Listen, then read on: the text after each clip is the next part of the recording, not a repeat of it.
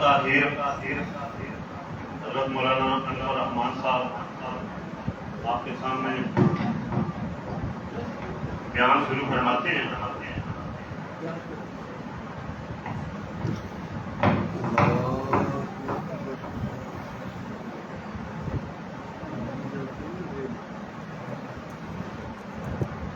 الحمد لله نحمده ونستعينه ونستغفره ونؤمن به ونتوكل عليه ونعوذ بالله من شرور أنفسنا ومن سيئات أعمالنا من يهده الله فلا مضل له ومن يضلله فلا هادي له ونشهد أن لا إله إلا الله وحده لا شريك له ونشهد أن سيدنا ومولانا محمدا عبده ونبيه ورسوله. أما بعد فأعوذ بالله من الشيطان الرجيم. بسم الله الرحمن الرحيم. إنا نحن نزلنا الذكر وإنا له لحافظون. وقال الله تعالى وإن كنتم في ريب مما نزلنا على عبدنا فأتوا بسورة من مثله. وقال النبي صلى الله عليه وسلم تركت فيكم أمرين لن تضلوا بعدهما وهما القرآن وسنتي أو كما قال عليه الصلاة والسلام. برادران اسلام، یہ بڑا موقع ہے کہ اللہ جل جلالہ کی عالی مرتبہ کتاب، ایسی بلند مقام والی کتاب کہ اللہ جس کے بارے میں ارشاد فرما رہی ہے کہ اگر ہم پہاڑوں پہ اتارتے تو پہاڑ اس کے گوڑ سے پھٹ جاتے ہیں. آج بفضل اللہ کے کرم، اللہ کے احسان سے ہمیں توفیق ہوئی کہ اس کی تلاوت ہو گئی. ورنہ انسان بہت کمزور ہے. بہت سے لوگ تو ایسے ہیں جو اسلام کے دامن میں آئے بغیر دنیا سے گزر گئے اور خاک کا پیمن کرتے ہیں. بہت سے ایسے ہیں جو اسلام میں تو آئے لیکن اپنی غفلتوں کی وجہ سے اللہ کے گھر میں آ کر پیشانی جھکانے کی توفیق نہ مل سکی. اللہ کا کیسا فضل ہوا، کیسا احسان ہوا کہ اللہ نے ہمیں اسلام کے دامن میں پناہ بھی دی، اپنے گھر میں آنے کی توفیق بھی دی، اپنے سامنے پیشانی جھکانے کی اللہ نے صلاحیت بھی دی، توفیق بھی دی، اور اپنی پاک کتاب، اپنا کلام جس کو اللہ نے خود کلام فرمایا کہ ہمارے گناہوں کے باوجود، ہماری غلطیوں کوتاہیوں کے باوجود، ہماری زبانوں سے اللہ نے اس کو بھی جاری فرما دیا. ہم جتنا اللہ کا شکر ادا کریں یہ کم ہے، اور شکر ادا کرنے میں ہی عافیت ہے کہ اللہ اپنی نعمتوں کو شکر کی وجہ سے برقرار رکھتے ہیں. اللہ ارشاد فرماتے ہیں لئن شکرتم لازیدنکم، اگر شکر ادا کرو گے ہم اپنی نعمتیں بڑھا دیں گے. اور بہت سی جگہوں پہ دوسری جگہوں پہ ارشاد فرمایا اس آیت کریمہ میں بھی کہ اگر تم ناشکری پہ اترو گے تو اللہ کا عذاب بڑا سخت ہے. تو اللہ کا شکر ہم جتنا بھی ادا کریں وہ کم ہے. آپ حضرات کے سامنے میں نے ایک آیت کریمہ تلاوت کی جس میں اللہ جل جلالہ نے اس کتاب کا، اس برکت کلام کا، اس کی حفاظت کا اللہ جل جلالہ نے ذمہ لیا. اب نبی اکرم صلی اللہ علیہ وسلم سے پہلے بھی انبیاء آتے تھے لیکن ان کی امت اور ان کی دعوت یہ سب محدود ہوا کرتے تھے، جگہ کے اعتبار سے بھی، وقت کے اعتبار سے. تو پھر جیسے جیسے ان کی کتاب کی ضرورت ختم ہوتی تھی ان کی کتابیں بھی غیر محفوظ ہو جایا کرتی تھیں. لیکن حضور نبی اکرم صلی اللہ علیہ وسلم کی ختم نبوت کا یہ صدقہ ہے کہ آپ کی نبوت سارے کے سارے عالم کے لیے ہے دنیا میں آنے والے ہر انسان کے لیے ہے جو آپ صلی اللہ علیہ وسلم کی بعثت کے بعد آ رہا ہے یا موجود تھا، اور قیامت تک جتنے لوگ جہاں جہاں سے بھی میں پیدا ہوں گے سب کے سب کو ہدایت کے لیے، اللہ کی طرف سے کامیابیاں حاصل کرنے کے لیے بجز نبی اکرم صلی اللہ علیہ وسلم کی نبوت کے ماننے میں کوئی چارہ نہیں۔ اب اللہ جل جلالہ نے نبیوں کو جو معجزات دیے وہ معجزے بھی نبیوں کے ساتھ اٹھ جایا کرتے تھے۔ ہمارے نبی کا معجزہ قرآن مجید اللہ نے قیامت تک کے لیے محفوظ کر اور ایسا محفوظ کیا کہ آج ہم دیکھتے ہیں ایک چھوٹا سا بچہ جس کو اگر دنیا کے کاموں میں لگائیں تو لوگ یہ سمجھے کہ یار یہ تو کسی کام کا اہل نہیں، اس کو ہٹاؤ، کسی اور کے ذمہ یہ کام لگا دو۔ ایسے کمزور جانوں سے، ایسے چھوٹے چھوٹے بچوں سے اللہ اس کتاب کی حفاظت کا کام لے رہے ہیں، اور سینہ در سینہ 1450 سال گزر گئے، حضور نبی اکرم صلی اللہ علیہ وسلم کی بعثت ہوئی، آپ کے اوپر کتاب اللہ نازل ہوئی، اس کو اتنا لمبا عرصہ گزر گیا، آج تک اس کتاب اللہ کی کسی ایک زیر پیش نفر نہیں کیا۔ یہ اللہ کی اس حفاظت کا زندہ اور جاوید مظاہرہ ہے جس کا اللہ نے وعدہ فرمایا۔ اور میرے بھائیوں، اس قرآن کو جو اللہ نے ہمیشہ کے لیے محفوظ کر دیا، یہ تو قرآن کا ایک معجزہ، قرآن کے بے شمار معجزات ہیں۔ میں آپ حضرات کے سامنے انہی میں سے چند ایک کو ذکر کرنا چاہتا ہوں، اور وہ اس واسطے کہ جب قرآن مجید کا معجزہ ہونا ہماری سمجھ میں آ جائے گا، ہمیں یہ بات جب صحیح طور پر معلوم ہو جائے گی کہ یہ واقعات یہ کتاب اس قسم کے کمالات کا جامع ہے، اور اس میں جو خوبیاں جمع ہیں، یہ واقعات کسی ایسی ہی ذات کا کلام ہو سکتا ہے جو ہر چیز پر قادر ذات ہے، جو ہر چیز سے باخبر اور واقع ذات ہے، اور جس کا قبضہ اور تسلط ہر لحاظ سے کامل ہے۔ تو سب سے پہلے نبی اکرم صلی اللہ علیہ وسلم کی پیدائش کا زمانہ دیکھیے کہ آپ صلی اللہ علیہ وسلم اس جگہ پر تشریف لا رہے ہیں، اس بستی میں آپ کی بعثت یا پیدائش اور ولادت ہو رہی ہے جہاں جہالت کے اندھیرے ہیں، لکھنا پڑھنا جاننے والے لوگ بھی بہت کم ہیں، اور خود نبی اکرم صلی اللہ علیہ وسلم کی کیفیت کوئی ہے کہ پیدائش سے پہلے والد کا سایہ سر سے اٹھ جاتا ہے۔ انتہائی بچپن کا زمانہ ہے، مالی اعتبار سے بھی تنقید ہے، پریشانیاں ہیں، اپنے دادا کی پرورش میں ہے، دادا کا سایہ بھی بہت کم عمر میں اٹھ جاتا ہے، پھر چچا کی پرورش میں ہے، پھر انہی کے ساتھ مل کر تجارت میں لگ گئے۔ گویا کہ آپ صلی اللہ علیہ وسلم کو ابتدائی عمر سے ہی یہ جس کو ہم تعلیم و تعلم کا ظاہری طور پر سلسلہ کہتے ہیں وہ بالکل میسر نہ آیا۔ لکھنا پڑھنا سکھا نہ، پھر نہ ہی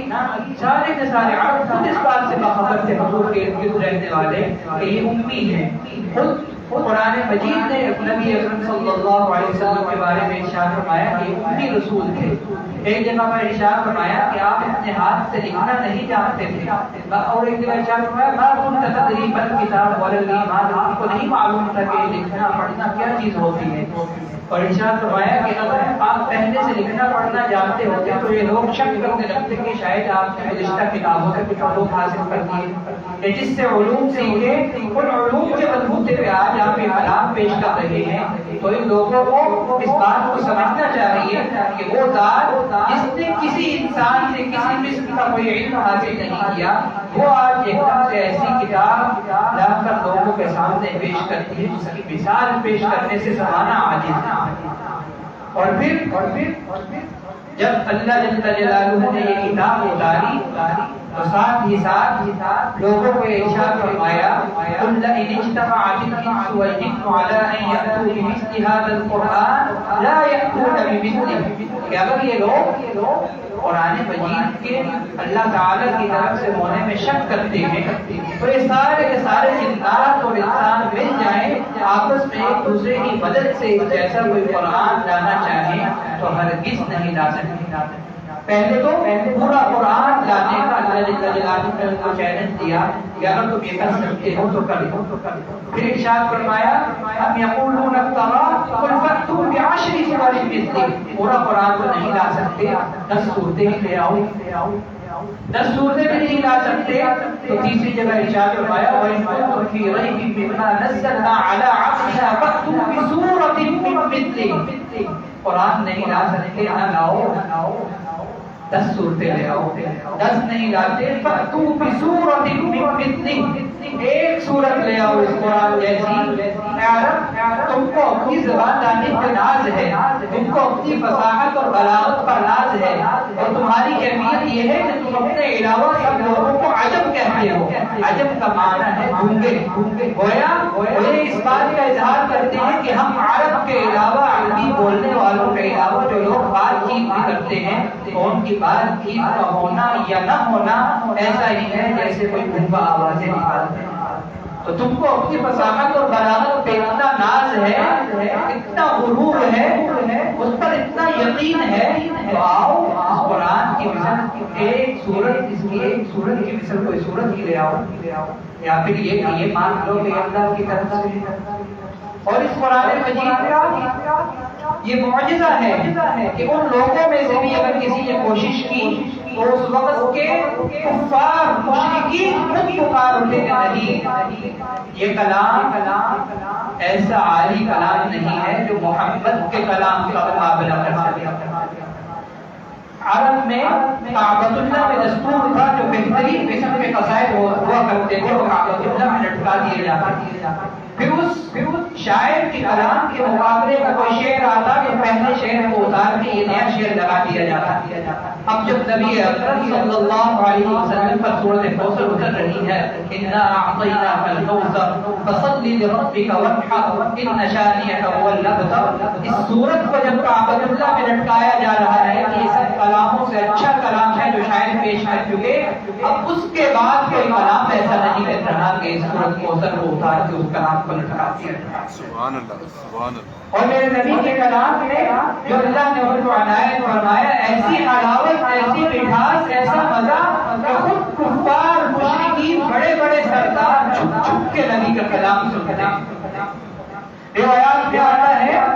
کہ خود ابو جہل اسلام کا سب سے بڑا مخالف، ہر محاذ پر نبی اکرم صلی اللہ علیہ وسلم کے مقابل کھڑا ہونے والا، آپ کی مخالفت کرنے والا، اسلام کو کسی نہ کسی طریقے سے نقصان پہنچانے کی فکر میں لگے رہنے والا ابو جہل خود حضرت ابو سفیان جو بھی تک اسلام قبول نہیں کیا، اخنس بن شریح اس وقت کے کفار کے بڑے بڑے سرداروں میں سے ایک رات تینوں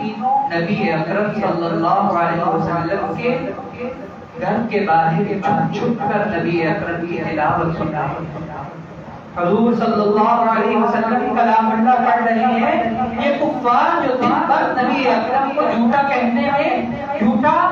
لوگوں کے سامنے ظاہر کرنے میں طرح طرح کی کوششوں میں لگے رہتے ہیں، گالیاں کرتے رہتے ہیں، لوگوں کو فریب میں ڈالنے کی کوشش کرتے ہیں، رات میں خود چھپ کر نبی اکرم صلی اللہ علیہ وسلم کا کلام سن رہے ہیں۔ اب صبح کے وقت جب روشنی ہونے لگتی ہے تو تینوں اپنے اپنے گھروں کو چلتے ہیں، رستے میں ایک دوسرے سے ملاقات ہو جاتی ہے۔ اب ایک دوسرے کے احوال کہتے ہیں کہ بھئی اس وقت یہاں کہاں، تو جیسے شرماتے ہوئے ایک دوسرے کے سامنے ظاہر کرتے ہیں کہ ہم محبت کا کلام سنتے آئے صلی اللہ علیہ وسلم۔ اب تینوں شرما بھی رہے ہیں ایک دوسرے سے اس بات سے کہ ہم دن بھر تو اسی محمد صلی اللہ علیہ وسلم اور اسی قرآن کی مخالفت کرتے ہیں، اور رات میں اسی کلام کو سننے حضور اکرم صلی اللہ علیہ وسلم کے گھر کے باہر پہنچ گئے۔ اب آپس میں کہتے ہیں کہ آج کو جو ہوا سو ہوا، آئندہ ہم ایسا نہ کریں گے۔ اب اگلی رات آئی، اب یہ لوگ اپنے اپنے گھروں میں ہیں لیکن کسی پہلو چین نہیں آ رہا، قرار نہیں آ رہا، اس کلام کی مٹھاس ابھی بھی کانوں میں باقی ہے، اور ابھی بھی خواہش ہو رہی ہے کہ کاش وہ کلام دوبارہ سنے۔ یہ دوبارہ چلتے ہیں، دوبارہ نبی اکرم صلی اللہ علیہ وسلم کے گھر کی دیواروں کے پاس چھپ چھپ کر گھر کے باہر نبی اکرم صلی اللہ علیہ وسلم کا کلام سننے آتے ہیں، اور اسی کیفیت سے صبح ہو جاتی ہے، اور صبح پھر ویسے ہی ملاقات ہوتا ہے، پھر ویسے ہی وعدے معاہدے ہوتے ہیں، اور پھر جب تیسری رات آتی ہے پھر صبر نہیں آتا، پھر دلوں کو قرار نہیں آتا، پھر اس کلام کو سنے بغیر چین کی نیند نہیں آتی، یہ پھر نبی اکرم کی چوکھٹ کی بات ہے۔ اور اس کو جب آپس میں ملتے ہیں تو آپس میں خود معاہدے کر لیتے ہیں کہ اگر ہمارا رویہ اور طرز عمل یہی رہے گا تو جن کو ہم روکتے ہیں وہ کیسے اسلام سے رکیں گے۔ تو یہ کہہ پھیلا کر خود کو زبردستی روک کر قرآن کے سننے سے عاجز اس طور پر خود کو کر رہے ہیں کہ ایسا نہ ہو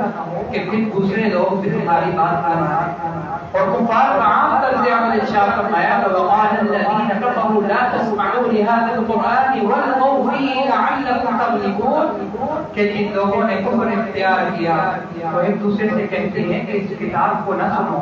اس قرآن کو نہ سنو۔ جب نبی اکرم صلی اللہ علیہ وسلم قرآن مجید کی تلاوت کرنے لگے تو شور شرابہ کر دیا کرو تاکہ اس قرآن کی آواز پر تمہاری آواز غالب آ جائے اور نبی اکرم کا کلام تمہارے کانوں میں نہ پڑے، کہ ورنہ ایسا ہوگا کہ وہ کلام تمہارے دل میں بھی گھر کر جائے گا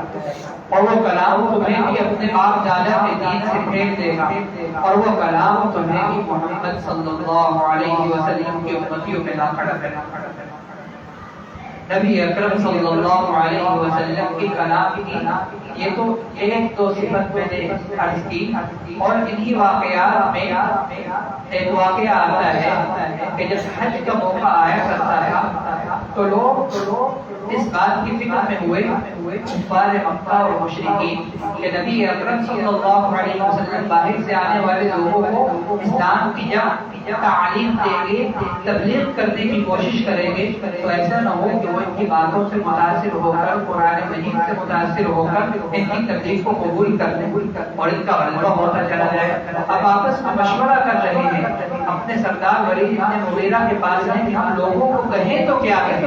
کس طرح نبی اکرم صلی اللہ علیہ وسلم کا در پر آنے سے روکیں، کس طرح نبی اکرم صلی اللہ علیہ وسلم کو امتی بننے سے روک لیں۔ تو جو مشورہ دے رہا ہے کہ نعوذ باللہ ہم یہ کہہ دیں کہ یہ مجنون ہے، تو ان کا سردار خود یہ کہہ رہا ہے کہ نہیں، تم اگر یہ کہو گے تو لوگ نبی اکرم صلی اللہ علیہ وسلم کا جب کلام سنیں گے، ان کی بات چیت سنیں گے تو وہ تمہیں جھوٹا کہیں گے اور کہیں گے تو ایسا سمجھدار آدمی، ایسا ذہین فطین آدمی، اس کے اوپر تو ایک الزام لگایا جا رہا ہے۔ انہوں نے کہا اچھا تو پھر آپ لوگوں سے یہ کہتے ہیں کہ یہ کاہن ہے۔ انہوں نے کہا نہیں، میں نے بڑے بڑے کاہنوں کے کلام سنے، میں نے ان کے طرز عمل کو دیکھا ہے، ان کی روش کو پرکھا ہے، ان کے طریقے کو جانتا ہوں۔ ایسا کلام کاہنوں کا نہیں ہوتا، اگر یہ بات کو ہوگی تو بھی لوگ تمہیں لٹا دیں گے۔ لوگ کہنے لگے چلو اچھا ہم یہ مشہور کرتے ہیں کہ یہ شاعر ہیں، یہ اشعار ہیں جو پیش کرتے ہیں، نعوذ باللہ یہ اللہ کا کلام نہیں۔ تو ان کا اپنا سردار کہہ رہا ہے کہ نہیں، جتنا کلام عرب سے میں واقف ہوں، جتنے عرب کے اشعار کو میں جانتا ہوں، مجھے یہ بات معلوم ہے کہ کوئی بھی تمہاری بات پہ یقین نہیں کرے۔ اب لوگ پریشان ہیں کہ ہم روکیں تو کیسے روکیں، آخر کار ہم اس میں طے کر رہے ہیں کہ ہم لوگوں سے یہ کہیں گے کہ نعوذ باللہ یہ ساحر ہیں، جادوگر ہیں، جو ان کا ہو جاتا ہے پھر اپنوں سے رشتے ناطے توڑ دیتا ہے۔ اپنا والد ہے تو والد کو خاطر میں نہیں لاتا، اسلام اس کے لیے مقدم، نبی اکرم صلی اللہ علیہ وسلم کی تعلیمات اس کے لیے سب سے عالی، سب سے اونچی اور سب سے بلند و بالا۔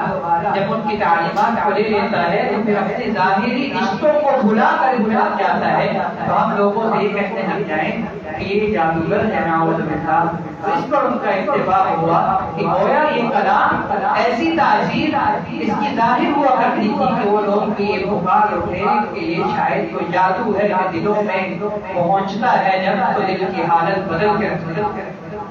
حضرت سعید بن جبیر رضی اللہ تعالی عنہ نبی اکرم صلی اللہ علیہ وسلم کی خدمت میں حاضر ہوئے، غیر مسلم ہیں۔ یہاں نبی اکرم صلی اللہ علیہ وسلم مغرب کی نماز میں سورۃ الطور کی تلاوت فرما رہے ہیں، ہم خلقوا من غیر شیء وهم الخالقون، یہاں سے چند آیات کی تلاوت فرمائی۔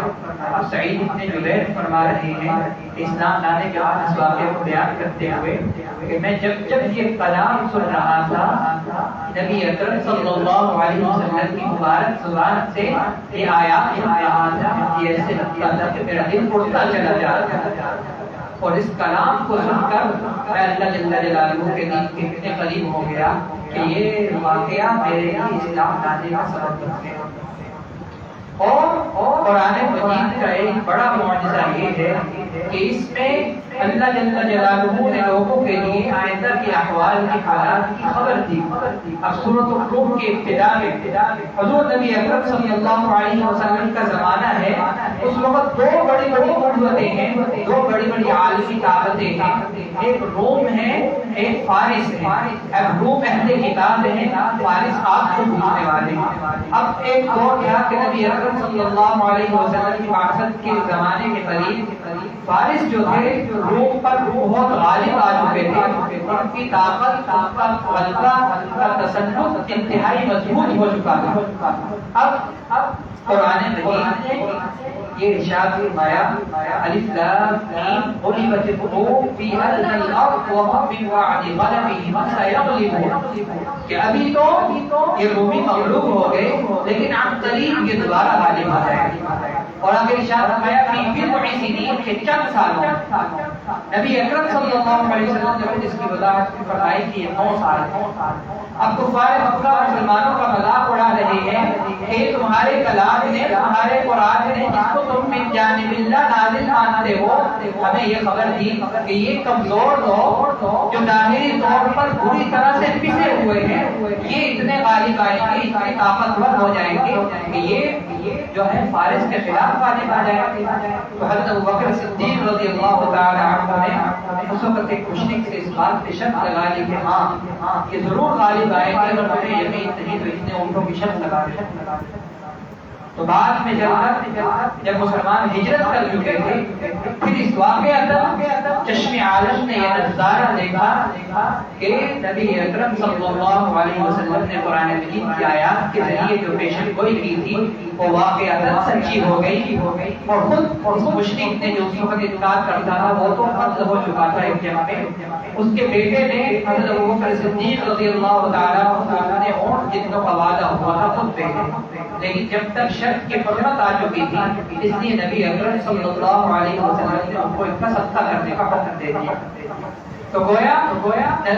جو اخبار، جو خبریں قرآن مجید میں آنے والے زمانے کے دی، خود قرآن میں انکار کرنے والے بھی پکار اٹھے کہ ہاں واقعات قرآن نے سچ کہا۔ اس کے علاوہ جو یہود اور عیسائی تھے ان کی کتابیں بہرحال جو تحریف شدہ تو تھی، لیکن اس کے باوجود ان میں قرآن انبیاء کا مختلف واقعات کا تذکرہ کیا گیا تھا۔ اب وہ کفار مکہ سے مختلف اوقات میں یہ کہتے رہتے تھے کہ تم اگر اس نبی کو پرکھنا چاہتے ہو، جانچنا چاہتے ہو، دیکھنا چاہتے ہو کہ اس کو خبریں دینے والا کون ہے تو ان سے یہ واقعہ پوچھو، یہ واقعہ پوچھو۔ مثلاً بنی اسرائیل کے بارے میں پوچھا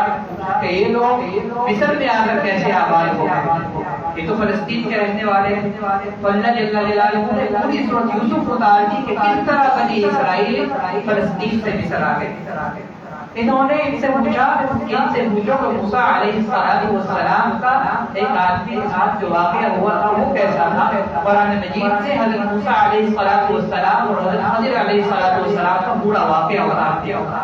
وہ ان سے پوچھ رہے ہیں کہ بادشاہ ذوالقرنین کام کا گزرا تھا، اللہ جل جلالہ نے پورا واقعہ اتار دیا۔ اب یہ لوگ اس بات پر حیران ہیں کہ ہمارے پاس تو اللہ کی کلام موجود ہے، یعنی گویا تورات، زبور، انجیل وغیرہ جن کو ہم پڑھتے ہیں ان کے ذریعے ہمیں یہ اخبار مل رہی ہے، ہمیں ان واقعات کا علم ہو رہا ہے، لیکن یہ نبی صلی اللہ علیہ وسلم جنہوں نے دنیا میں انسانوں میں سے کسی کے پاس کوئی علم حاصل نہیں کیا، کسی انسان سے کوئی علم حاصل نہیں کیا، گزشتہ کتابوں پر کوئی علم حاصل نہیں کیا، تو کون ذات ہے جو ان کو آج ان واقعات کی سچی خبریں لا کر دے گا۔ ان میں بہت سے جو منصف مزاج لوگ تھے خود یہ رویہ نبی اکرم صلی اللہ علیہ وسلم کی طرف سے اس کتاب اللہ کا اظہار اور ہمارے واقعات کا مظاہرہ دیکھ کر اسلام کے دامن میں آ گئے اور اسلام کی سچائی اور حقانیت کو تسلیم کرنے لگے۔ تو میرے بھائیوں، یہ کلام ہر لحاظ سے ایسا عالی آقا کا کلام ہے کہ واقعات ایک معجزہ ہے۔ اب مختلف موقعوں پہ نبی اکرم صلی اللہ علیہ وسلم کے ساتھ جو لوگ ہیں ان کے احوال قرآن نے بیان کیے اور وہ احوال جو ان کے دلوں میں ابھی تک باقی ہیں۔ ارشاد فرمایا اذ همت طائفتان منکم ان تفشلا، ایک جنگ کے موقع پر دو گروہ ایسے تھے کہ وہ دل ہار چکے تھے، پھر آپ نے جب ارشاد فرمایا کہ ہم نے جیسے ان کو ہمت کی جنگ پہ لگا کے رکھا، بعد میں یہی دو گروہ اس بات کا اظہار کر رہے ہیں کہ ہاں واقعات ایسی ہی بات تھی، لیکن یہ تو ہمارے دلوں میں چھپی تھی۔ نبی اکرم صلی اللہ علیہ وسلم کو کس نے خبر دی؟ منافقین طرح طرح کے نبی اکرم صلی اللہ علیہ وسلم کے خلاف بہانے ہیلے کر رہے ہیں، سازشیں کر رہے ہیں۔ اللہ خود نبی اکرم صلی اللہ علیہ وسلم کے سامنے ارشاد فرما رہے ہیں یقولون لئن رجعنا الى المدینہ لیخرجن الاعز منها الاذل، کہ منافقین آپس میں کہہ رہے ہیں کہ اب جب ہم مدینہ میں لوٹیں گے تو نعوذ باللہ نبی اکرم صلی اللہ علیہ وسلم کے ساتھیوں کو ماننے والوں کو مدینہ سے نکال دیں گے۔ تو اب جب قرآن مجید نبی اکرم صلی اللہ علیہ وسلم کو ان کے دلوں کی خبریں دے رہا ہے، قرآن مجید ان کو نبی اکرم صلی اللہ علیہ وسلم کو ان لوگوں کے ان احوال کی خبریں دے رہا ہے جو نبی اکرم صلی اللہ علیہ وسلم نے ظاہری آنکھ سے نہیں دیکھی، جن کا مظاہرہ نبی اکرم صلی اللہ علیہ وسلم کے سامنے نہیں ہوا۔ اب جب ان باتوں کا ظہور ہو رہا ہے تو سمجھنے والوں کو یہ بات سمجھ میں آ رہی ہے کہ کوئی ذات تو ایسی ہے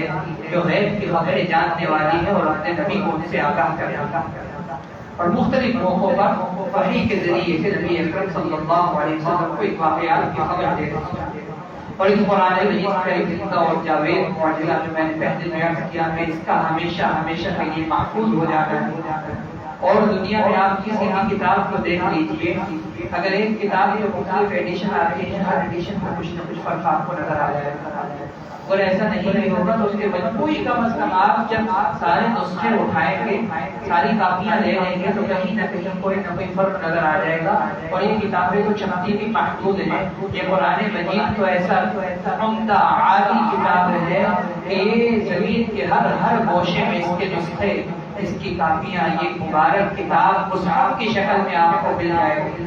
اور اتنی بڑی تعداد میں ہونے کے باوجود اس میں کسی قسم کی کوئی غلطی نہیں، اور اگر کہیں کوئی غلطی نظر آ جائے گی تو ایک چھوٹا سا 10 سال کا بچہ بھی کھڑا ہو کے بتا دے گا کہ نہیں ایسا نہیں، یہاں زبر کی جگہ زیر ہے، یہاں زیر کی جگہ پیش ہے، یہاں یہ لفظ نہیں یہ لفظ ہے۔ تو میرے بھائیوں یہ قرآن کا زندہ اور جاوید معجزہ ہے جو انشاءاللہ قیامت تک باقی رہے گا۔ اور قرآن مجید کا ایک بہت بڑا معجزہ ہے کہ اور دنیا کی کتابیں 2 دفعہ 4 دفعہ 5 دفعہ پڑھیں گے تھک جائیں گے، اکتا جائیں گے، یہ قرآن جب پڑھیں گے تب تک حلاوت محسوس ہوگی، تب تک کانوں میں رس بولے گا، تب تک دلوں میں ٹھنڈک پڑے گی، اور تب تک اپنی سکون حاصل ہوتا رہے گا جب اس کی آیات آپ کے کانوں میں پڑتی رہے گی۔ کہ اس بات کی دلیل ہے کہ میرا آپ کا کلام 4 دفعہ پڑھنے کے بعد آپ اس سے اٹھا جاتا ہے کہ اللہ رب العالمین کا کلام ہے جو طبیعتوں سے بھی واقف ہے، جو دلوں کی کیفیات کو بھی جانتے ہیں، وہ جانتے ہیں کہ کون سا کلام ایسا کلام ہے کہ ہر دفعہ پڑھتے ہوئے اس سے ایک نیا سرور آئے گا، ہر دفعہ اس کو سنتے ہوئے ایک نیا مزہ آئے گا۔ اللہ جل جلالہ نے یہ کلام مجید معجزات سے بھرپور اتارا، اور بہت سے علماء کرام نے اس پر مستقل کتابیں لکھی کہ قرآن مجید کے یہ بھی معجزات ہیں، یہ بھی معجزات ہیں۔ یہ چند باتیں عرض کرنے کا مقصد صرف یہ تھا کہ ہم اس طرف ذرا متوجہ ہو جائے کہ جب ایسی عالی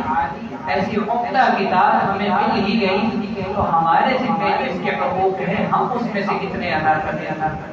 قرآن مجید کا اصل حق تو یہ ہے نا کہ ہم اس کو سمجھیں، اس پر عمل کریں، اپنی زندگیوں میں نافذ کریں اور دوسروں تک پہنچ جائیں۔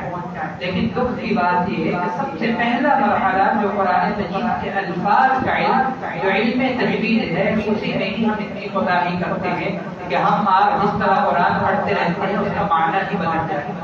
تو ہم اپنی روش کو پرکھیں، اپنے طریقے پر ذرا غور کریں، ہم اپنے انداز زندگانی کو بدلنے کی کوشش کریں اور قرآن کے ساتھ ہمارا جو رویہ ہے اس کو تبدیل کرنے کی کوشش کریں۔ اب جو رمضان المبارک کی برکت سے الحمدللہ ہم قرآن مجید کے کچھ قریب آ چکے، تو اب ہماری یہ قربت دوبارہ دوری میں بدل لینا ہے۔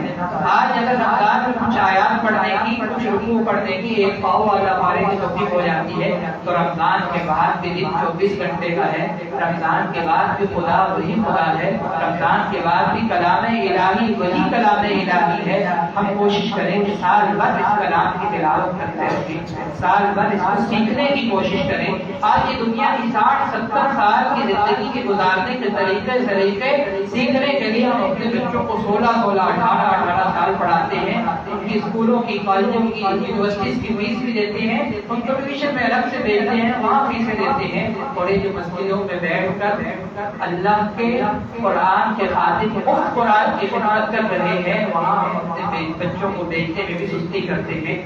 کم از کم اتنا تو کر دیں کہ اپنی عمر کو جو گزری غفلت ہے، ابھی اس غفلت کا بھی مداوع کرنے کی کوشش کریں، اس کا جتنا ہمارے سے ممکن ہے کہ پورا کر لیں اس نقصان کو، کہ قرآن کو سیکھنے کی کوشش کر لیں اور اپنے بچوں کو اس قرآن کی علم میں لگا دیں، اس کی تعلیم میں لگا دیں۔ امید ہے کہ اللہ جل جلالہ اس قرآن مجید کی برکت سے اپنی اس مبارک کتاب کے ذریعے سے ہمیں دنیا و آخرت میں کامیابی نصیب فرما دے۔ اللہ جل جلالہ قرآن مجید کے ساتھ ہمارا تعلق پختہ فرما دے، ہمارے ہاں آج اللہ تعالیٰ معاف فرمائے۔ یہ روش ہے کہ قرآن سال بھر الماریوں میں رکھا رہتا ہے، بچیوں کی رخصتی کا وقت آتا ہے تو سر پہ رکھ دیتے ہیں، اس کے علاوہ سارا سال کلام پاک بس ایک جگہ رکھا ہوا ہے، رمضان میں کبھی موقع ملتا ہے تو اس کو جا کر کچھ پڑھ لیتے ہیں۔ اللہ تعالیٰ ہمیں صحیح طور پر سمجھنے اور عمل کرنے کی توفیق عطا فرمائے۔ وآخر دعوانا الحمد للہ رب العالمین۔